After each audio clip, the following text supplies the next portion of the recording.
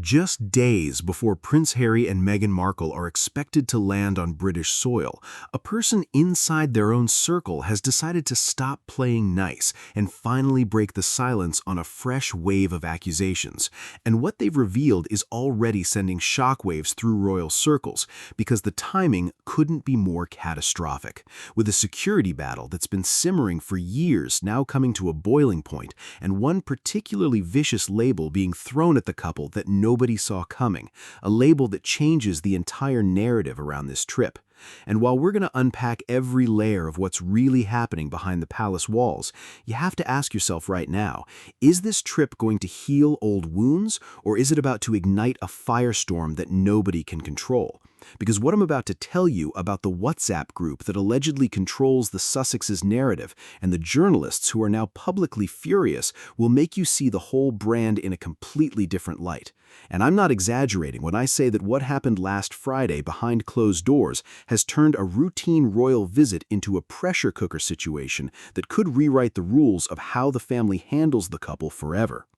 So let's begin with the scene that's unfolding right now, because as we speak, Prince Harry's team is scrambling to find a way, any way, to bring Meghan and the children safely onto UK soil for the Invictus Games 1 Year to Go event in Birmingham. And this is where the first massive problem lands right on the doorstep, because according to multiple reports, Harry has been waiting on a crucial security review from the Risk Management Board, part of the Executive Committee for the Protection of Royalty and Public Figures, known as RAVEC, a body that decides exactly what level of armed police protection he and his family are entitled to when they're in Britain.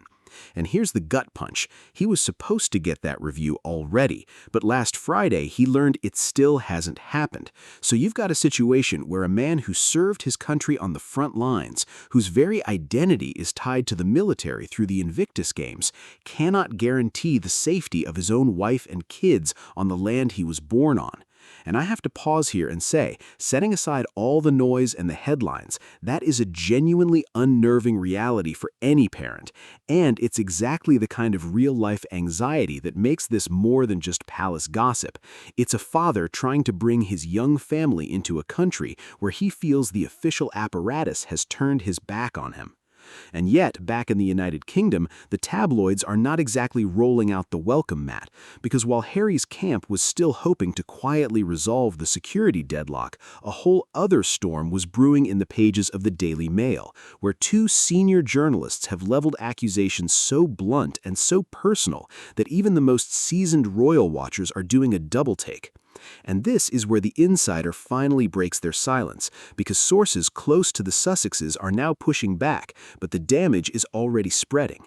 And the phrase that's being attached to Harry and Meghan right now is one that I have to say, when I first read it, I almost laughed out loud, not because it's funny, but because it's so dramatically charged that you can almost hear the orchestral sting behind it. They're being branded as agents of chaos. And I know that sounds like the title of a spy thriller that didn't quite get funded, but once you hear what Alison Boshoff and Richard Eden are alleging, you start to understand why that term is sticking. Because this isn't about an offhand comment at a dinner party. This is a meticulously detailed claim that the Sussex communications team has been operating a two-tiered system of media favoritism that would make a political spin doctor blush. And Boshoff went on the record to say something that made my jaw tighten. She stated that she went to the Sussex camp on Thursday to tell them what her story about the upcoming trip was going to be, and to offer them the chance to respond, a standard journalistic courtesy. And what did they do? They ignored her. But then on Friday, according to her account, they issued what's called an operational note to a hand-picked group of reporters that conveniently spelled out everything that was happening on every single day of the visit, essentially giving their favored journalists a beautifully wrapped present while leaving everyone else standing in the cold. And I've got to tell you, whether you love or loathe the couple, that is a masterclass in controlled narrative warfare, and it raises a deeply uncomfortable question about who actually gets to shape the truth when the Palace press machine and the Sussex press machine are now locked in a silent duel that's happening right in plain sight. And if you're wondering why this matters beyond the media bubble, it's because public perception is the currency of relevance, and every leaked itinerary, every ignored email, every carefully chosen reporter builds a wall between the couple and a huge chunk of the British public, who only ever get the story through the outlets that are being shut out. And this is where Richard Eden threw down the gauntlet in a way that I can only describe as brutal but brilliantly effective, because he alleged that the select reporters who were in that WhatsApp group have, in his words, been made to look like prized chumps through no fault of their own. And that is a sentence so vividly humiliating that you can almost hear the group chat falling into stunned silence the moment that article went live. And I'm not going to pretend that what happened last Friday behind closed doors is a routine royal visit. It's a full-on diplomatic pressure cooker. And the WhatsApp group that's suddenly in the spotlight is only the beginning, because what I'm about to tell you about the warning that everyone missed is changing the narrative of everything we're about to see unfold. I don't feel a little bit of secondhand embarrassment for anyone who is in that circle. Because imagine waking up, opening the newspaper, and discovering that the very access you thought made you special was actually a tool to turn you into an unwitting mouthpiece. And the real knife twist here is that the Sussex's team, according to these allegations, didn't just share information. They choreographed a narrative that made those journalists look like they were breaking news, when in fact they were being fed pre-packaged lines. And yes, plenty of public figures do that, but the scale of the backlash from Boshoff and Eden suggests that this went beyond normal PR into territory that even hardened tabloid veterans find manipulative. And that brings me to a point I need to make as someone watching this from a distance with a bucket of popcorn that I'm trying very hard not to spill, because there is a strange irony here that I can't ignore. The same couple who have spent years talking about privacy, about media intrusion, about being hunted by the press, are now being accused by the very press of orchestrating a covert briefing operation that turns journalism into a game of favorites. And I'm not saying that to be cruel. I'm saying it because it reveals a fundamental contradiction that even their most ardent supporters must find uncomfortable. And this contradiction is exactly what makes the upcoming UK trip so absurdly unpredictable, because you've got Harry fighting for armed protection in a legal arena that feels stacked against him. You've got Meghan, who hasn't set foot here since the Platinum Jubilee in 2022. You've got young children who are growing up with a connection to Britain that exists mostly through video calls and storybooks. And now you throw into the mix a pair of respected journalists who are publicly torching the Sussex PR machine on the eve of their return. And I can't help but think that if you pitched this as a television drama, the producers would tell you to tone it down because nobody would believe it. Yet, here we are. And speaking of the Platinum Jubilee, I have to briefly rewind to that moment because it holds the key to understanding why the security issue is not just a logistical headache, but a raw emotional wound. The last time the whole family was on British soil was for the late Queen Elizabeth's celebrations, a trip that by many accounts was strained and tightly controlled. And since then, the landscape has shifted so dramatically that this upcoming visit feels less like a homecoming and more like a diplomatic mission into hostile territory. And if sources close to the Sussexes are to be believed, the frustration inside their camp is reaching a boiling point because they feel that the delay in the Ravik review is not bureaucratic inefficiency, but a deliberate stalling tactic. And while I absolutely have no insider access to confirm that, it's a claim that, if true, would mean there are forces actively working to keep Harry's family away. And that's not just a scandal, that's a constitutional time bomb disguised as paperwork. And now let's sit with the phrase agents of chaos for a moment, because it's not just a throwaway insult, it's a strategic label designed to frame every move the Sussexes make as destabilizing. And once you see that framing, you notice it everywhere. The leaked Australian itinerary from their 2018 tour that resurfaced in recent coverage, the ongoing debate about their commercial deals, the perceived tension with the Prince and Princess of Wales, everything starts to be filtered through this idea that Harry and Meghan are not just estranged family members, but active disruptors of an institution that relies on predictability and silence. And I'll be honest with you, I think there's a dangerous oversimplification happening here because it's too easy to turn complex human beings into cartoon villains. But I also have to acknowledge that the Sussex communication strategy, if the allegations are accurate, has handed their critics a loaded weapon and a clear instruction manual on how to use it. And the fact that this is all boiling over just days before the Invictus event in Birmingham is a cruel irony, because the Invictus Games is the one project that almost everyone agrees is genuinely good. It's about wounded veterans, resilience, healing through sport. And when Harry is in that environment, he often looks like the best version of himself, grounded, purposeful, free from the toxic whirlwind. So the question that's now hanging in the air like smoke after a cannon blast is whether this visit can somehow reclaim that spirit, or whether the noise will be so deafening that the veterans, the athletes, the volunteers get drowned out by another round of headlines screaming about briefings and backstabbing. And I want to pause here and offer a personal reflection, because I think it's important. I genuinely believe that the core mission of the Invictus Games deserves nothing but respect. I've seen footage of the events, and the raw emotion on those faces is something that transcends monarchy, politics, and celebrity. And if there is a sliver of hope in this mess, it's that the power of those games might, just might, force a temporary ceasefire in the media war.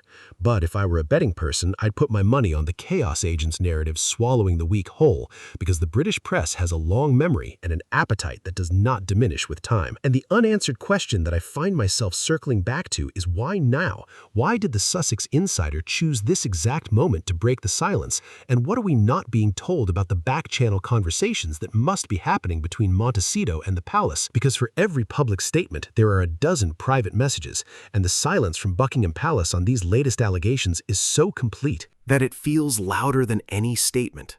And that silence is its own form of communication. A kind of institutional shrug that says, we've seen this movie before and we've already left the cinema. And yet, here's the twist that I didn't expect.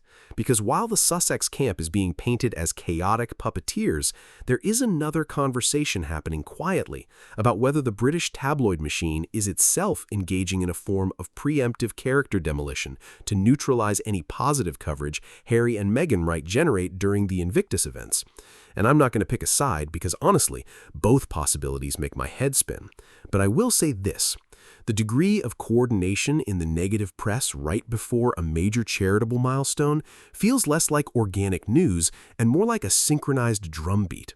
And the timing is so precise that even the most skeptical observers are starting to wonder if there are invisible hands shaping the rhythm of these stories. And as we get closer to the actual day when the couple steps onto British soil, assuming the security logjam gets resolved, the anticipation is not excitement. It's a kind of collective held breath, waiting to see which version of reality will win.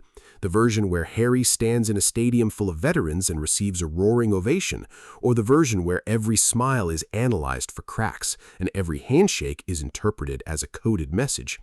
And I have to confess that a small part of me is rooting for the ovation, because underneath all the PR disasters and the media blood sport, there are real human beings. And if we can't hold space for that complexity, then we're all just participants in a very expensive soap opera that no one actually enjoys. So now let's pull the lens back even further, because there's a detail about the Australian itinerary leak that keeps getting referenced like a ghost that refuses to be exorcised. And it matters because it ties directly into the current allegation of selective briefing. Back in 2018, during the Sussex's tour of Australia, their detailed schedule was reportedly leaked, causing a security panic and forcing last-minute changes. And at the time, the blame was pointed in several directions. But fast forward to now, and the accusation that the Sussex team uses operational notes to control favored reporters casts that old leak in a whole new light. Was the Australian leak a genuine breach or a controlled release designed to shape coverage? I'm not asserting either answer. I'm simply pointing out that the pattern of information control is now being examined with a forensic intensity that could pull up floorboards the couple would rather keep nailed down. And the more I learn about the way modern royal PR operates, the more I realize that every palace, every court, every celebrity house has its own version of a WhatsApp group. The difference is that most of them are never exposed. And the fact that Eden and Boshoff chose to expose this one so publicly suggests a level of frustration that goes beyond professional rivalry into something far more personal. And I'll take a moment here to say that while I find the whole situation fascinating in a car crash sort of way, I also feel a twinge of sympathy for the communications staffers who are now waking up to headlines that basically accuse them of running a covert intelligence operation. Because whatever the truth is, those are human beings with careers and families, and the scorched earth nature of these accusations means that even if they're partially inaccurate, the stain is going to linger. And that's the thing about modern royal reporting. It doesn't just report events, it reshapes identities. And right now, Harry and Meghan are being reshaped into something that feels less like a duke and duchess and more like a cautionary tale about what happens when you try to outrun the narrative. But here's where I want to introduce a counterpoint, because it's too easy to just pile on, and I promise to keep this balanced. There is an argument to be made that the Sussexes are simply doing what every modern public figure does, which is to build relationships with journalists who will present their perspective fairly. And labeling that as manipulation might be an overreach. Because if you look at the broader media landscape, exclusive access and preferred reporters are standard practice. So maybe what we're witnessing isn't a sinister plot, but a clumsy execution of a strategy that got caught in the crossfire of a press corps that feels disrespected. And I think it's fair to say that the Sussex camp has never been particularly good at the charm-offensive side of British media relations.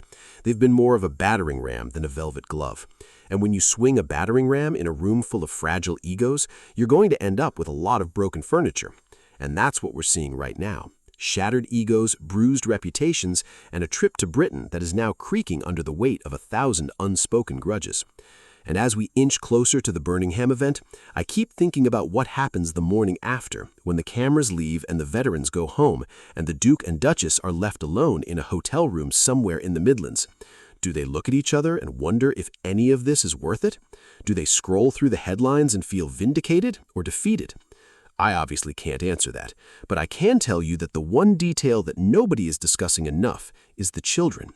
Because if the security review finally goes through and the family does travel together, this would be the first time Archie and Lilibet have been in the UK since they were tiny.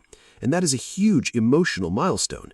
And it's also a potential public relations reset, if handled with sincerity. But the toxic atmosphere around the parents means that even an image of a toddler holding a Union Jack could be twisted into a weapon.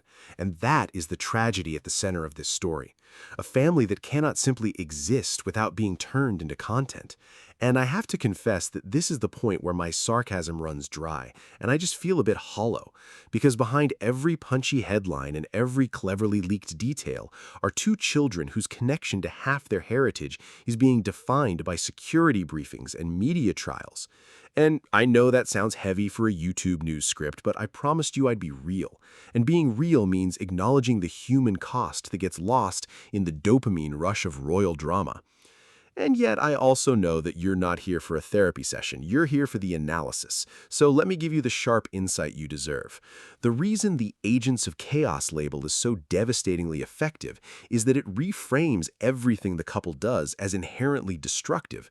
And once that frame is locked in, even their charitable work can be spun as a vehicle for their own rehabilitation rather than genuine service. And that is a psychological trap that is incredibly hard to escape, because every attempt to prove your goodness becomes evidence of your calculation. And if the Sussex team doesn't find a way to shatter that frame during this UK trip, the Birmingham event will be remembered not for the veterans, but for the chaos. And that would be a disservice to every man and woman who has served their country and found hope in the Invictus movement. And here I want to drop a detail that often gets overlooked. The Invictus Games in Birmingham next year will be the first time the event has been held in the UK since the founding games in London. And that full-circle moment should be a celebration of Harry's most meaningful legacy.